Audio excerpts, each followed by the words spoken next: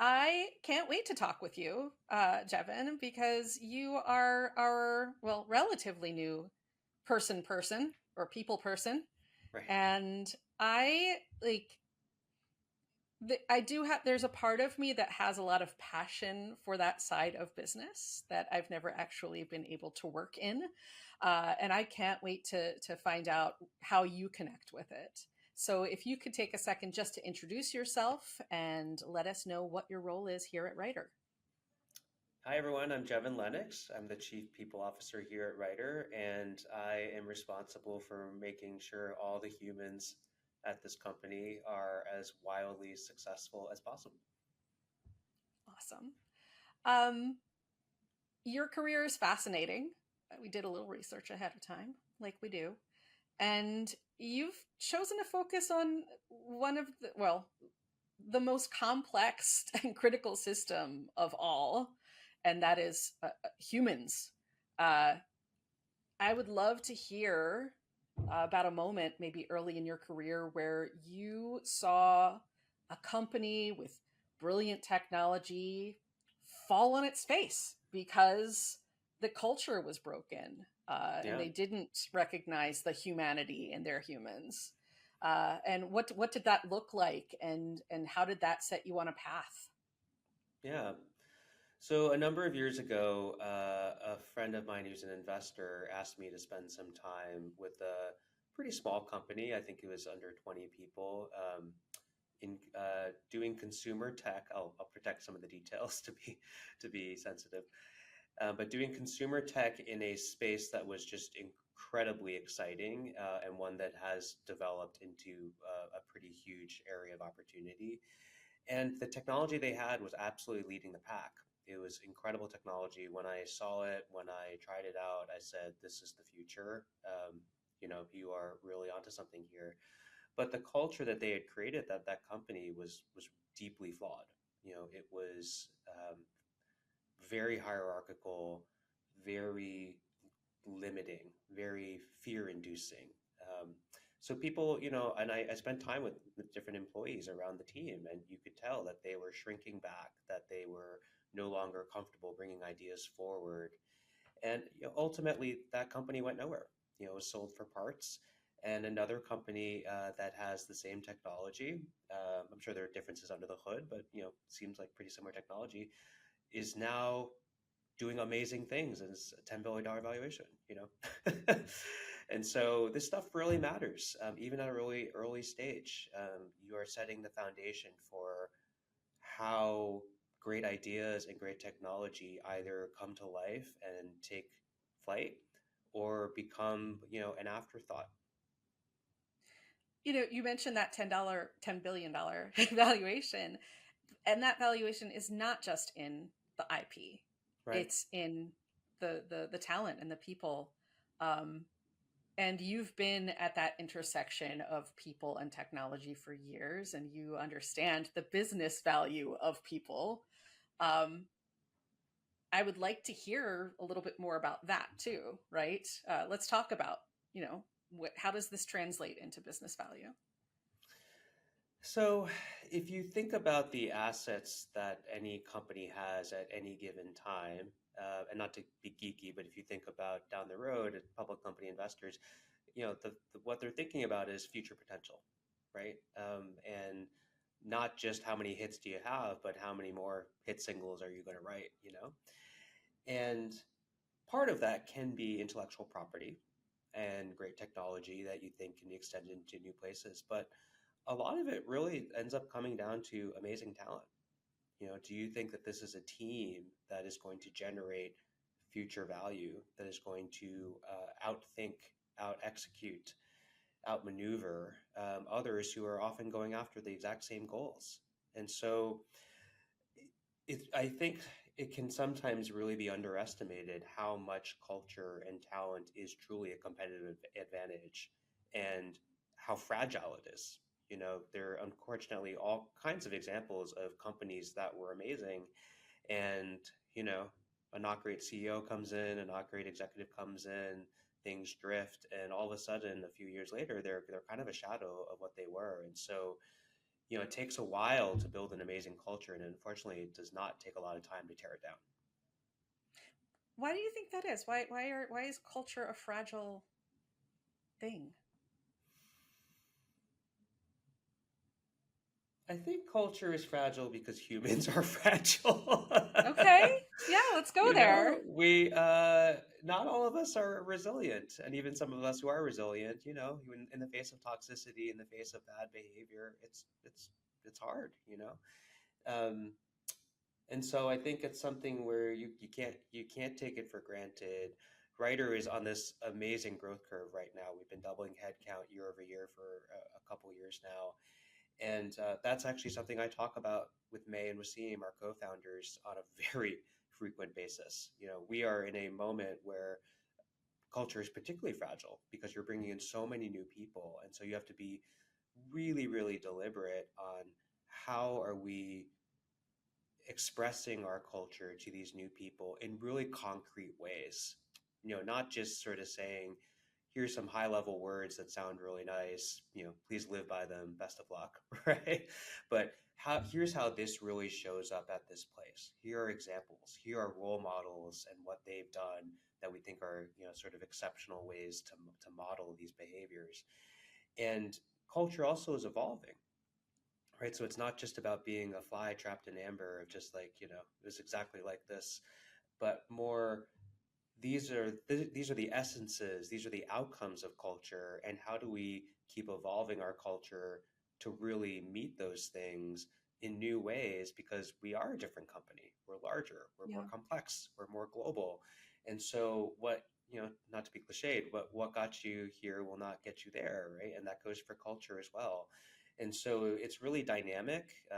You also want people coming in to not just feel like they're being assimilated into the Borg. I'm a Star Trek Next Generation guy. But We that could they go are off on actually that in a little bit. No, it's a great people and culture analogy in many ways. it is. um, but it is a place where we are also open to learning from and bringing in great cultural elements from other places, right? So it's such a tricky balance. You're hearing me sort of talk about all the things that we are constantly wrestling with as a leadership team to make sure that the writer culture is just a spectacular one that brings out the best in people, and that long, long down the road in their careers, they look back at this place as a shining star, and hopefully actually model off our culture to bring to other places too. It occurred to me as we were talking about this, yes, writer is at the particular point of growth, but when we're talking about larger organizations that are, maybe a little bit more stable in their growth, but they're still constantly bringing in new people, and people are resigning, and we're at a sea change as far as generations are concerned.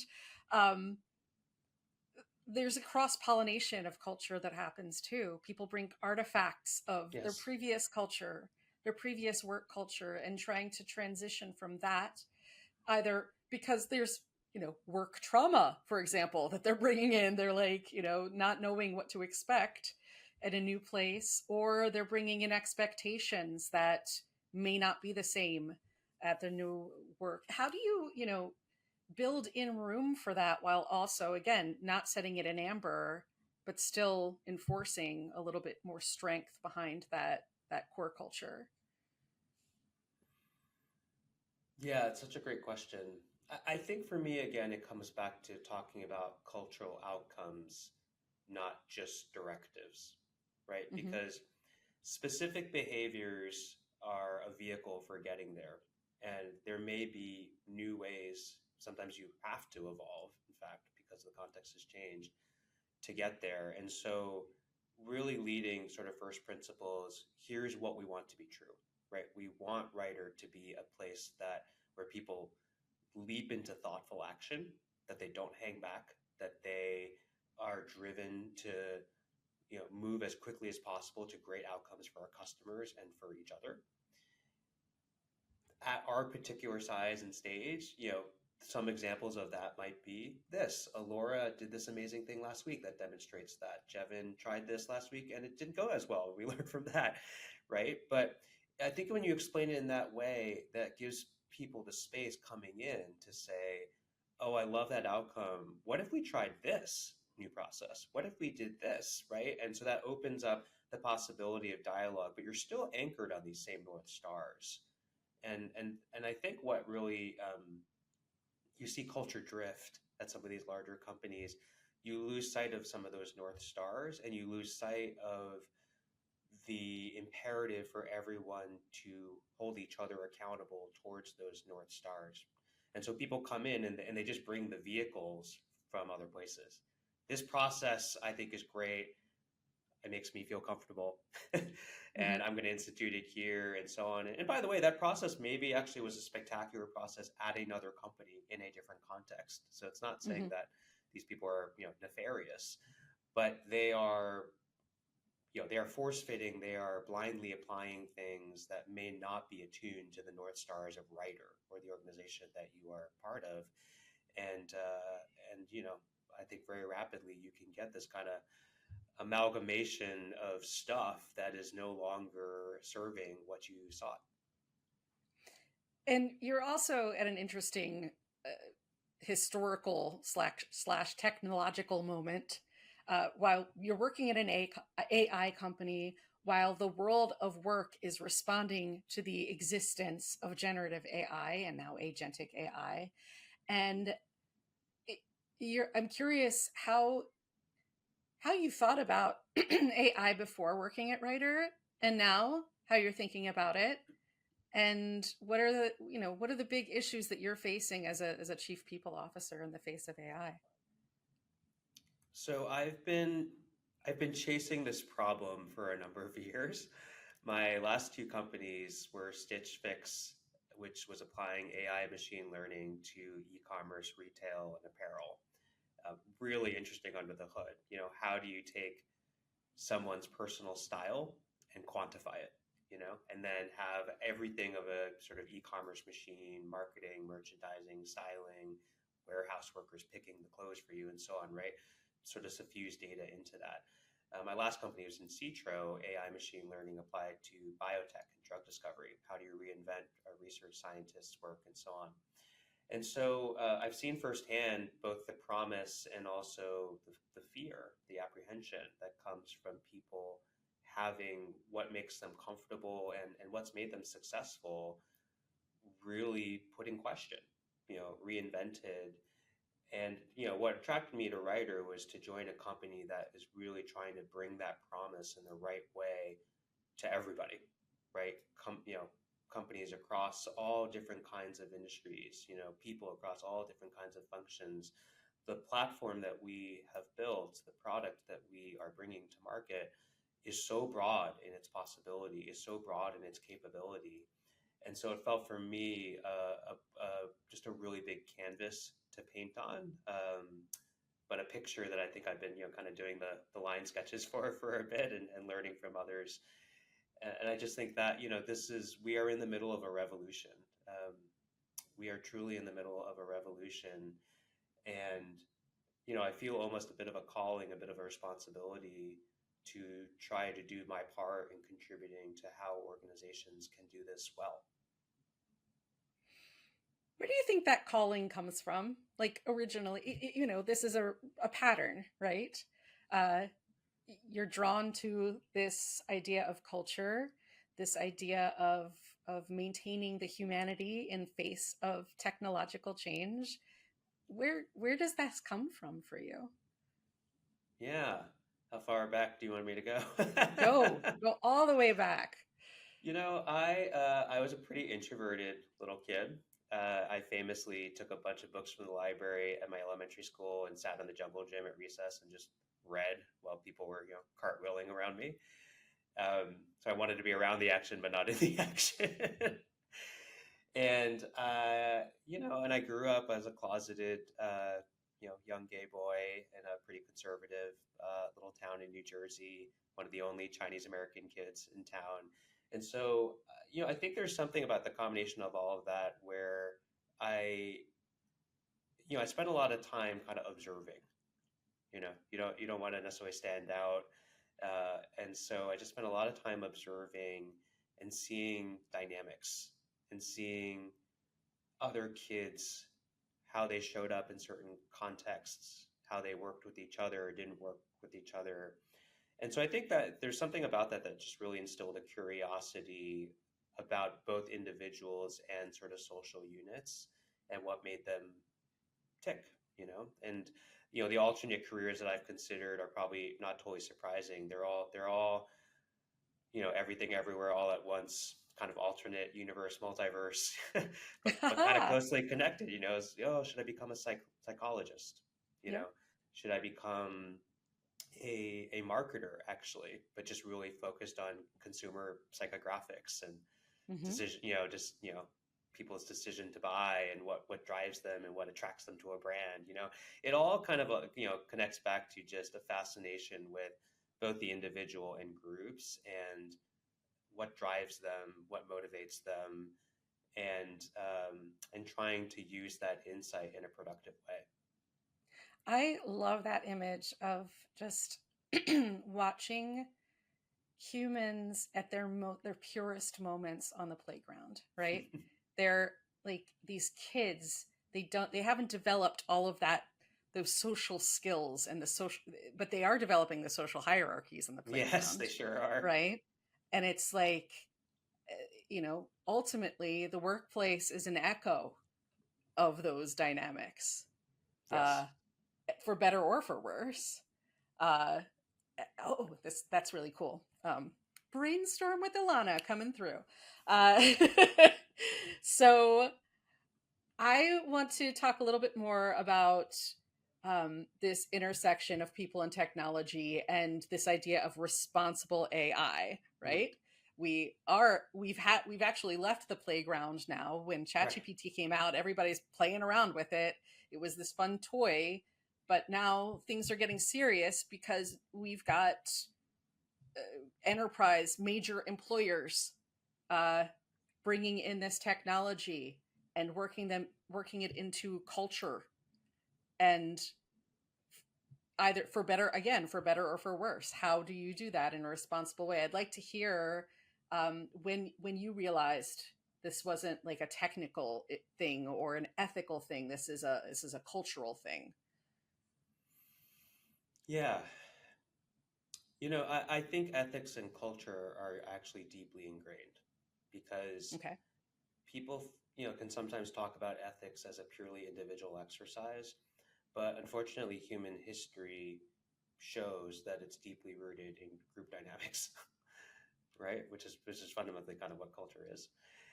And and I would say both, sort of more beautiful moments of human history, and unfortunately some of the more tragic moments of human history where we have let each other down or done not pretty terrible things to each other.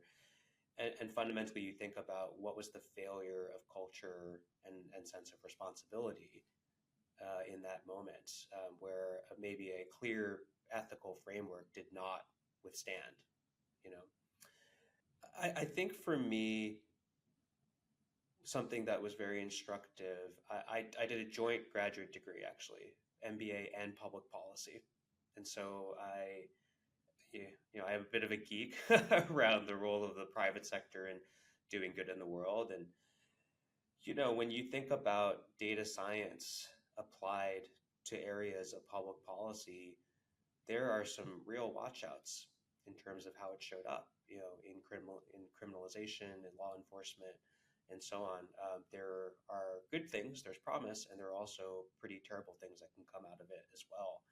And I think that for me was a very early warning, well before this AI era, for me, of sort of making sure that people who are accessing incredibly powerful technology are deeply thinking through all the implications and are creating the controls, um, are seeking out insight from others around where these things can go wrong. Can Um, you spell that out a little bit more, Jevan, of like where things can go wrong? And you said specifically where data science meets these social institutions. yeah, so machines are going to replicate what we build into them, right? And there is bias built into the human brain. And what a number of studies have shown, or reflections on various sort of data science pilots or even full-fledged programs have shown, is just bias in how criminal justice is applied, in how health healthcare is determined or delivered, and so on. Will replicate and even amplify patterns of what happened in human behavior if we are not thoughtful for and sort of assessing and controlling for that. And so this era of AI, I think, is both incredibly promising, but also should instill a deep sense of responsibility and lessons from that past. Because now, previously, that capability, I think, was more concentrated, right? It was a limited set of people who had that sort of deep data science capability, who had access to those kinds of systems, who had the resources to build those kinds of systems, and so on. And now, the power of what Writer and others in the AI field are doing is a democratization. Incredible capability, incredible power that is available to many. And not to go all Spider-Man, right? But with great power and great privilege comes great responsibility. And so we as individuals and we as organizations really need to meet that call. And how does that translate into the cultural equation, right? Business culture, workplace culture, uh, and governance of AI. I think it translates into culture in we are asking individuals to be able to view themselves and their work and the work around their work from a 30,000-foot level in a way that I don't think we've ever done before. I think that was traditionally more in the purview of their managers or even their managers' managers or senior leaders at the company, right? You sort of say, you've got your little corner of the company and you focus your head down on that corner of the company, and other people will kind of connect the dots across other corners, and then more corners will connect across, and so on, and other people keep an eye on it, and that's how we go. But now, to really harness the power of this AI technology, each of us as individuals need to be able to zoom out in that way, because that's how we can really reconstruct and reinvent workflows and think creatively around how agents can superpower us in our work. But that means beyond simply that sort of zooming out and process engineering of ourselves, we each probably have more responsibility now to think about outcomes and to get really crisp on what are we seeking to achieve here? What are the negative outcomes that could come of this? And how do we control for that? Again, in a way that I think was more inherently in the past just on leadership. And I think Mm-hmm. now becomes more across everyone in the organization. And that's, again, where it comes to culture. When you think about cultures that people really admire, that people really love working for, ones that I've been part of, it's that sense of individual responsibility and empowerment, that people feel Mm-hmm. like they're stewards of the culture, that people feel like they have an opportunity to make the company better, and a responsibility to make the company better, and a way to make their voice heard in that. And so again, then this evolution of where we're into of responsible AI draws upon that, and means that those cultures that are able to do that are the ones I think are going to do the most positive things. Yeah, there's I remember seeing, I don't know if there's a stat or anything, but it's ultimately about workplace well-being, avoiding burnout. When you have a sense of higher purpose within a company, when you understand where you fit into the bigger picture, you feel happier as a Right. worker, right? And AI forces you to take a look at that bigger picture. But you also have to confront the fact, in some cases, in many cases, in my case too, uh, where is that bigger picture for you versus where is that bigger picture for the technology, the AI, and where's the Venn diagram where you and the AI aren't a complete circle, right? Mm-hmm. Uh, so how do you introduce this? machine team, this digital teammate essentially, while confronting that human fear of the technology itself that it provokes. Yeah, I think this era is one of existential dread for many people. I would say even in my position, I've had moments and it's where it said, what will it take for me to still be relevant in 4 to 5 years? Mm-hmm. Because my role is changing so rapidly. And, how do I, galvanize myself to meet that challenge? I think to your question around how do you introduce digital teammates in a way that acknowledges but does not succumb to these existential questions and this fear, it's really leaning into this idea of individual empowerment and responsibility. So I think companies that have great cultures are not introducing AI as an obvious supplanting of people. They are introducing AI as a way to supercharge people and to say you need to lean into that, right? So it's not going to happen by itself. You need to step up and grow in the ways that we're talking about, learn in the ways that we're talking about. But if you do so, this new era will be one of kind of great learning and great impact. And I find that the faster people really get hands on keyboard, really experiment, and really candidly understand where the limitations are. You know, there's a fear of this sort of omniscient AI. We could talk about where this, whenever that AGI actually shows up. But right now, you sort of get into it and you realize, oh, it takes a dialogue often, right? It takes time. Right. You're actually coaching the agent, just like you would Mm-hmm. coach another human teammate. And I think that demystification is really healthy and really encouraging to people to sort of take people into this understanding of it's a different kind of interaction, but it is actually an interaction, right? It's not, sort of you being shoved aside per se. And where you are going to bring value to mentoring this agent and grow and sort of growing their capability and so on. And then understanding how this new team dynamic of hybrid digital and human will really sort of evolve over time. Because I think the other piece here is it's not that the agents should be completely sort of left to their own devices, right? Like, how are you observing and managing their outcomes? How are you revisiting over, at sort of the right milestones in the process and so on? In the same way that any great human, you're checking on their work too. You're checking on their outcomes too. Probably lucky here, agents don't mind being micromanaged, so there might be some advantages there. But again, I think really just building this understanding that some of the skills of being a human colleague do actually translate and actually should translate. You should sort of bring that same thinking, and then of course others don't as well. One of the things that we've been talking about here at Writer is the idea that with the advent of agentic AI, everyone has more managerial responsibility.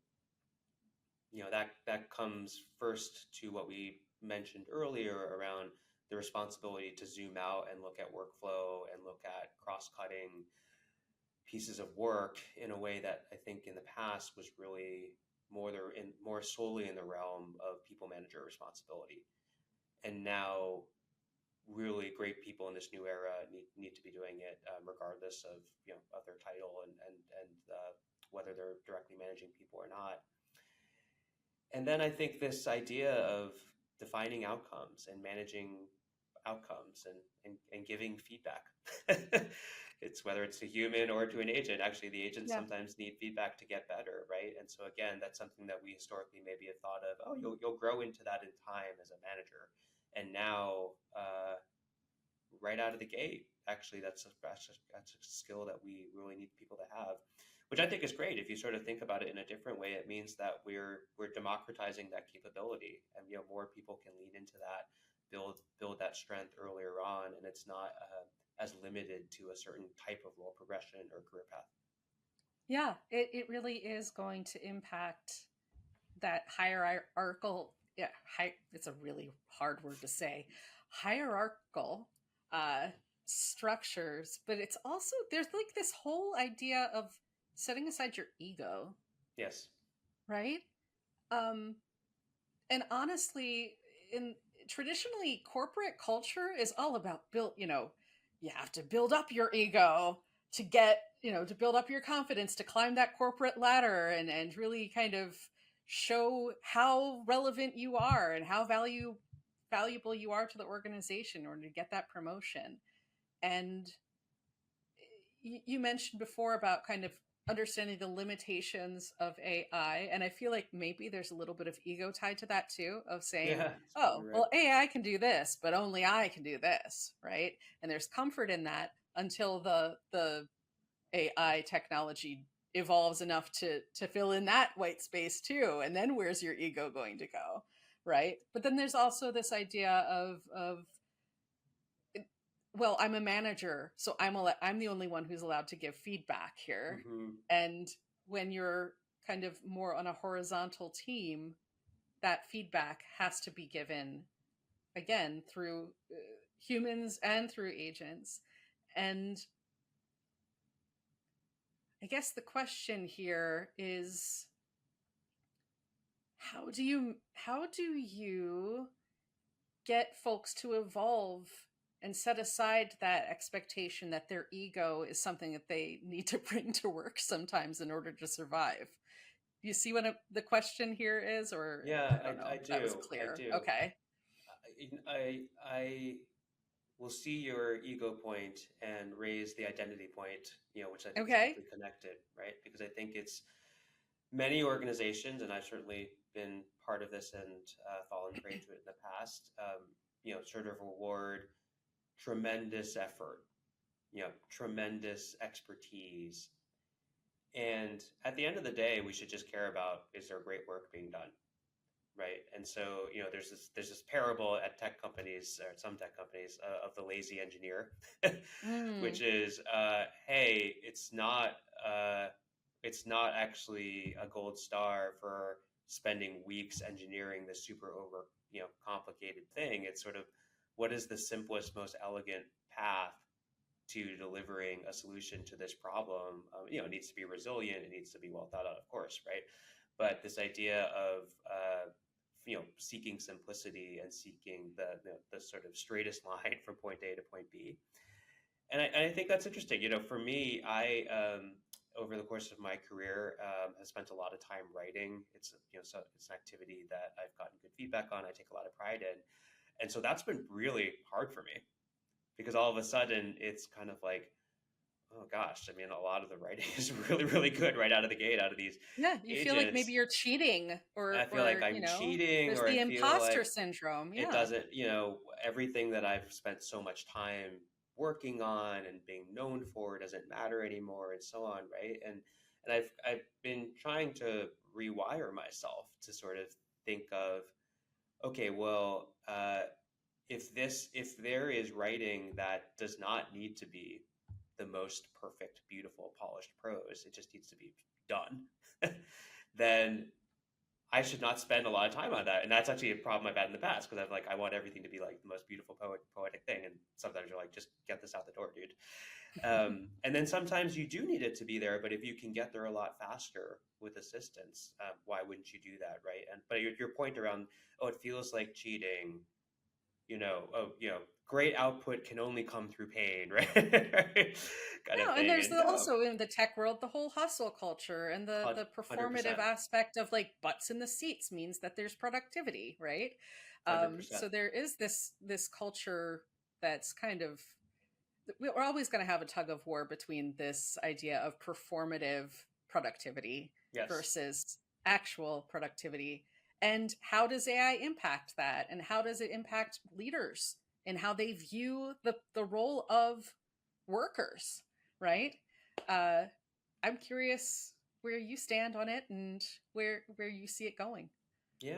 I mean, I think increasingly we will manage humans on how they are engineering the systems around them, right? And how are they managing the tools around them? How they are orchestrating the work around them. I think it's going to be a pretty significant shift. And again, it's not that that's never been true. There have been roles that have lived that before us, maybe in complex manufacturing or, where you're at the nexus of a lot of technology tools. But again, that now becomes kind of all of us. And so how we are held accountable, how we succeed evolves into, again, how we define outcomes really well, and then how we orchestrate, the tools around us, and the humans as well, depending on the context. And that will be interesting. Like, I think there is, for a lot of managers and leaders, there is still a strong echo around hustle culture, around FaceTime, even in a more remote friendly world, of just, what hours are people logged in, what time did that email come in, and so on, right? It's a shame, because I think men, people have been railing against this for a while, but it's still there. And I think this, maybe another positive thing that comes out of this is a further shaking up of that past framework of thinking about human performance, because that really isn't the name of the game anymore. So we recently collaborated on a soon to be published white paper about responsible AI. And we brought it to you because of these ideas about culture and about the the way that leaders can view work and evolve their view of work. And I'm curious if you had to distill all that work down into one core principle for leaders who are trying to build a healthy culture around AI, what would that be? Take a 360-degree view. And so I have a very funny image in my head of, I think owls can turn their heads like 270 degrees, not like a fully 360, but it's, I have two young kids, so I'm in animal fun fact land right now at home. But you think about an owl sort of, scanning around you. And again, when you think about many organizations, we actually reward putting blinders on, right? Right. Focus deeply on your area, focus deeply on the project at hand, just go, go, go, go, go.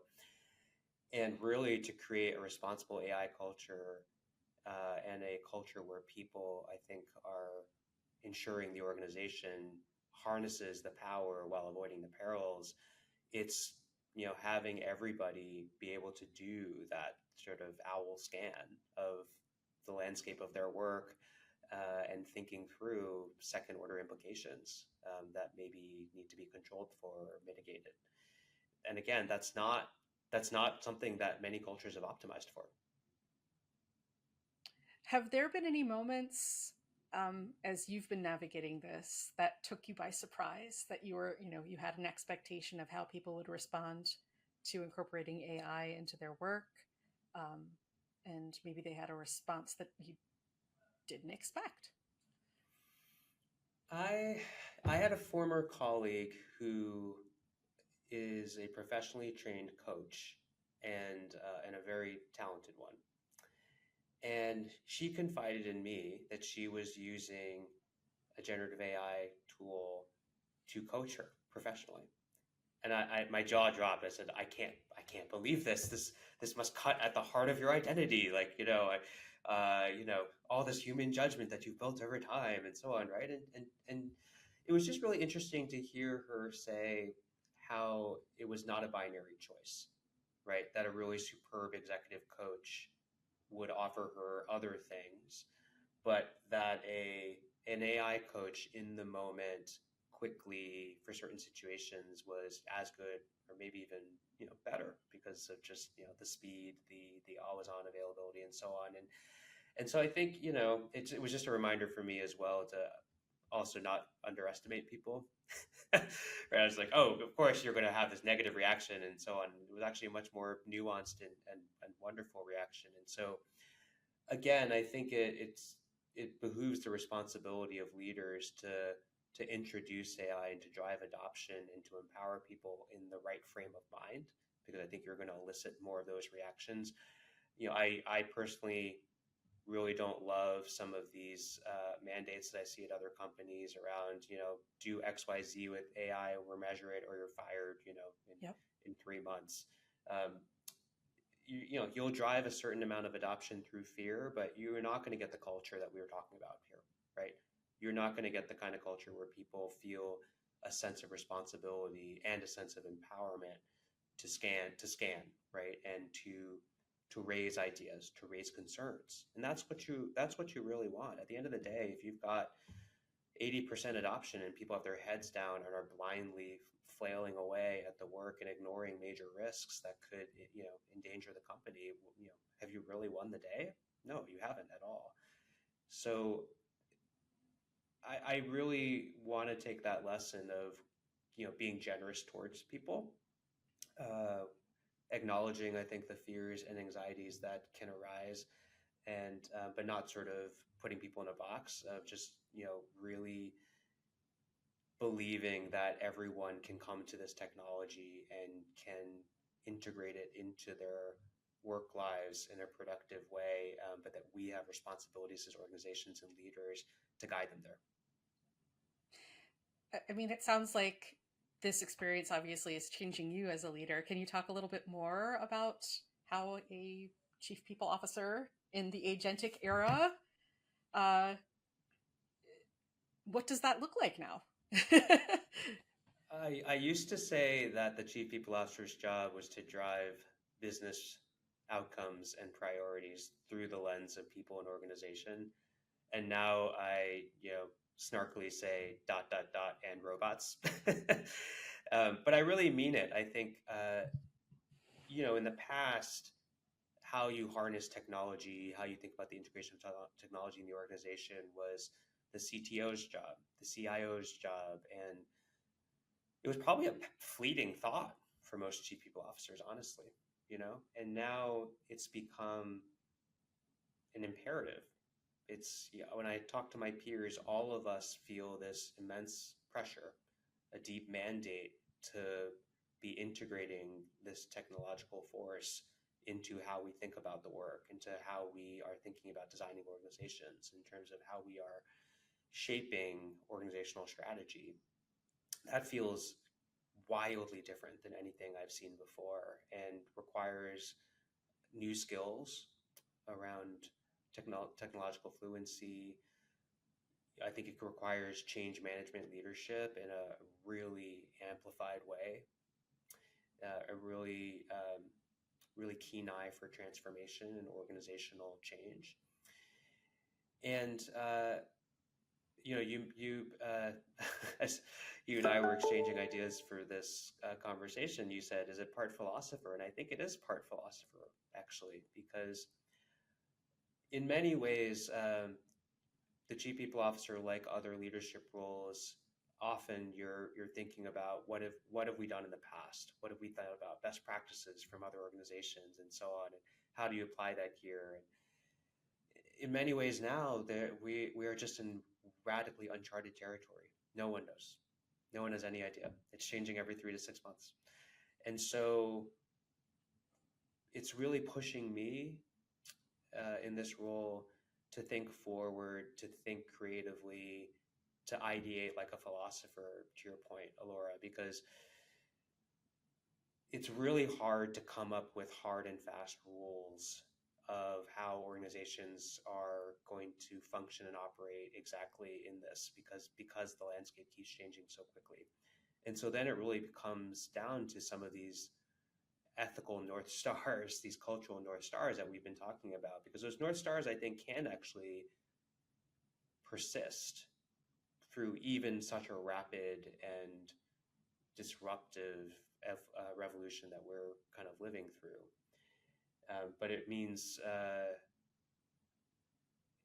people like me need to be really attuned to that and really holding those North Stars up as things continue to wildly whirling dervish around it. Can we take a little bit of a nitty-gritty moment and talk me through what your team has been using? How have you empowered your team specifically with AI? How the processes have changed? Yeah. So we are on a journey of bringing our own product, Writer, we call it Writer on Writer, into teams across the organization. Within the people team, a few places where we've applied it are, you know, these these key interactions of either seeking information or generative work. So that might be a benefits bot that we created for open enrollment to help people select the right plan for them and their family. We have an agent that creates job descriptions, helping managers be more efficient as they're launching a new role. We recently had a performance cycle where we created two agents, one for helping individuals do self-reflection as part of their input into the process, and one helping managers take that self-reflection, integrate it with their own thinking, and turn it into a review, which even the most caring managers would probably say is not top of the list for the most fun way to spend time, right? And so here you see these examples of places that historically might take more time, might take more human energy than is probably needed or ideal, right? What I'm really excited about as the team looks forward to the next few quarters is when I look at where Writer's product is now and what we're capable of really taking our next agents into this, I call it riding shotgun, right? So the human is still driving the car, but you've got someone riding shotgun, looking at the map, pointing out things on the horizon, and so on. And so, just to give you an example, for those who have managed people before, you sit down to write a review, and the review you are going to write will have wildly different contexts depending on the person, right? And what's going on. It could be somebody who feels like things are going well, and despite feedback you've given in the past, it's going to be a tougher conversation. That's a really different tone.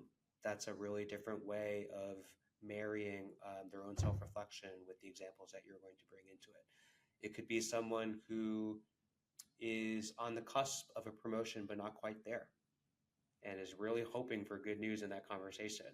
And you have to find a way to show them the developmental path forward and keep them excited while acknowledging that you're probably going to disappoint them in some way, right? Those are really different kinds of conversations. The structure can be different. The tone is certainly different. And the way you want to prepare as a manager is really different. And I think we can create an agent that really helps a manager zero in very quickly on, it's almost, if you've been a manager, you're like, there's a couple conversations every performance cycle, unfortunately, that you were probably dreading. The other ones are not that hard. So the ones you're dreading, how can the agent just rapidly get you over that hump, make you feel more confident, tease out the things that will be challenging, role play with you, and so on. This is all well within our capabilities. That kind of dynamic, advisory, supportive work, ultimately, if you think about the people team, so much of it is really around thinking about certain interactions between humans that can either be tremendously wonderful or horrible. And how can we use this technology to make sure as many of them are as wonderful and productive as possible?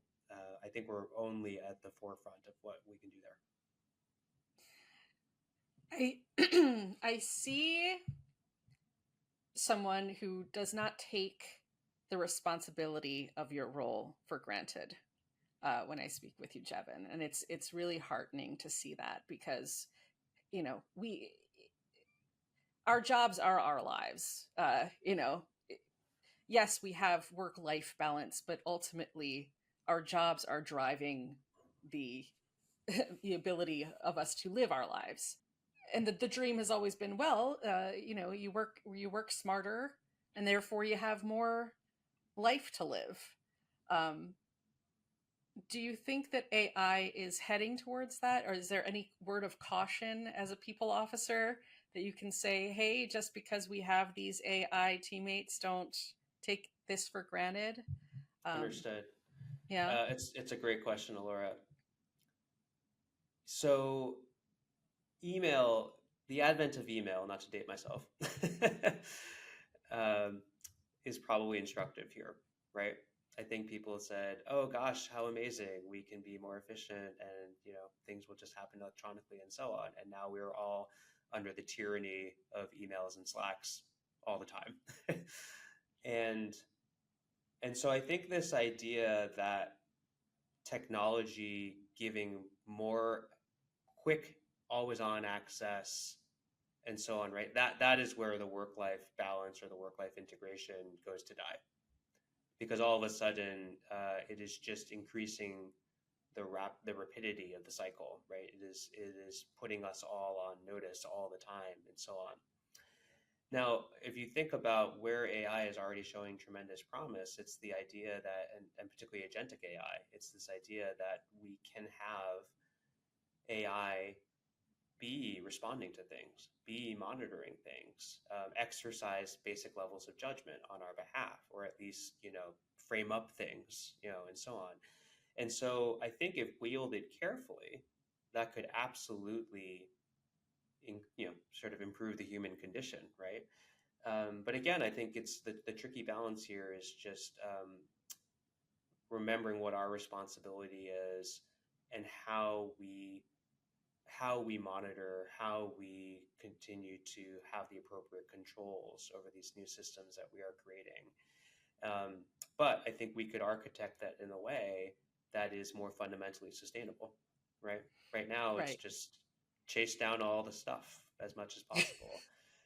And if we can have the agents and the systems that we create bring that information to us at the right time, versus us having to chase down him, versus us having to respond. That's a pretty awesome promised land.